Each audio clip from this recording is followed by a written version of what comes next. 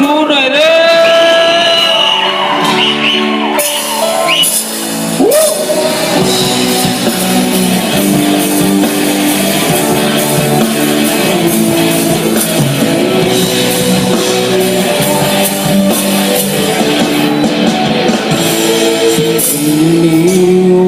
สองคนแยกทางซะดีกว่าแค่ต้องคำที่ฉันสร้างเธอที่ต้องไม่ได้ถ้าเรื่องจริงก็แค่บอกทำให้จริงก็แค่บอกว่าไม่แค่คำตอบหนึ่งคำแต่ยังลังเลแต่เป็นอย่างนี้ที่จะเชื่อได้ไงว่าเธอกับเขาไม่มีอะไรกันแล้วเข้าใจเธอเป็นอย่างไร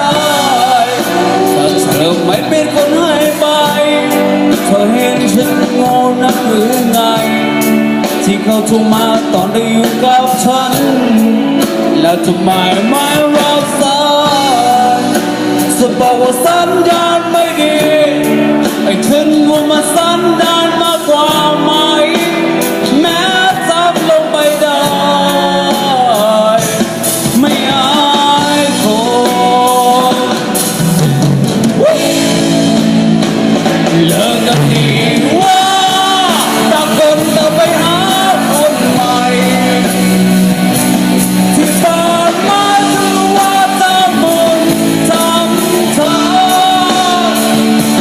ฉันรักเธอเธอมองไม่เห็นค่า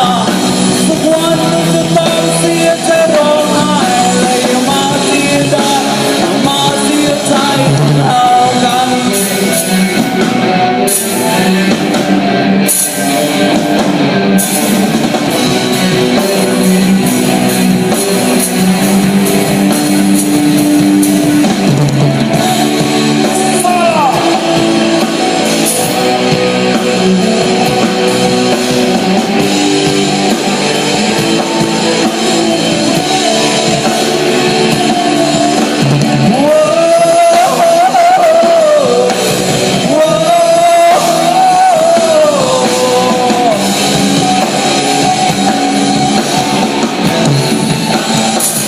เลิกกันดี